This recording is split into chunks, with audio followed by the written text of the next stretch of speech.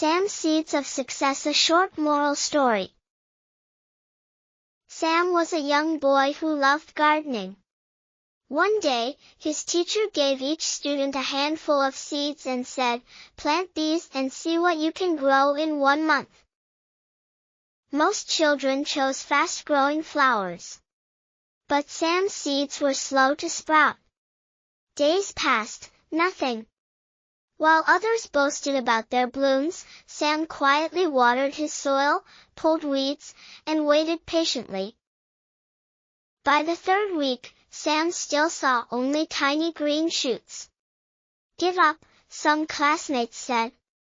"Yours aren't working." But Sam shook his head. Good things take time. On the final day, everyone brought their plants. Bright flowers filled the classroom, but Sam's pot had a small, healthy sapling. The teacher smiled and said, "Sam's plant is special, it's an oak tree. While others will fade, his will grow strong for 100 years." The class gasped, and Sam beamed with pride. Moral: true success takes patience, hard work, and faith.